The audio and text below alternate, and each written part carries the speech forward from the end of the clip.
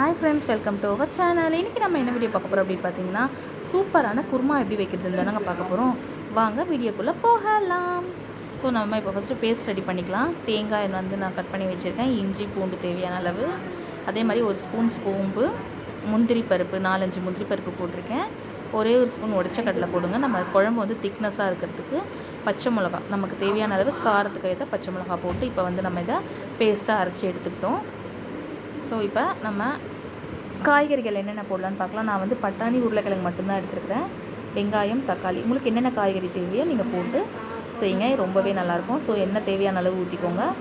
2 ஏலக்காய், 4 கிராம்பு, ஒரு சின்ன துண்டு பட்டை போட்டு நம்ம அதை வெடித்த உடனே தேவையான அளவு வெங்காயம், தக்காளி போட்டு நம்ம வதக்கி விடணும். பாருங்கள், வெங்காயம் நல்லாவே வதங்கணும். ஸோ வெங்காயம் வதங்கிறதுக்கு நம்ம தேவையான அளவு உப்பு போட்டுடலாம்.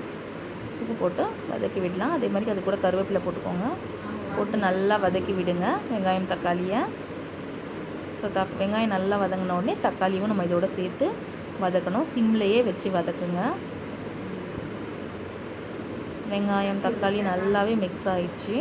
பாருங்கள், ரொம்பவே நல்லா வதங்கிடுச்சு. இப்போ பட்டாணி உருளைக்கிழங்கு இருக்கு இல்லையா, இதை வந்து நம்ம இதோட சேர்த்து வதக்கணும். அது பார்க்கும்போதே எவ்வளோ சூப்பராக ரெடி ஆகிருக்குன்றது உங்களுக்கு தெரியும். இப்போ அதுக்கு தேவையான அளவு மஞ்சத்தூளும் நான் போட்டுட்டேன். இப்போ நம்ம பேஸ்ட் அரைச்சி வச்சுருக்கோம் இல்லை, இந்த பேஸ்ட்டை வந்து இதில் போட்டுக்கணும். போட்டுட்டு நல்லாவே மிக்ஸ் பண்ணி விடுங்க. நான் மஞ்சத்தூள் வந்து முன்னாடியே போட்டுட்டேன். ஸோ அவ்வளோதாங்க, தண்ணி ஊற்றி நம்ம ரெடி பண்ணியாச்சு.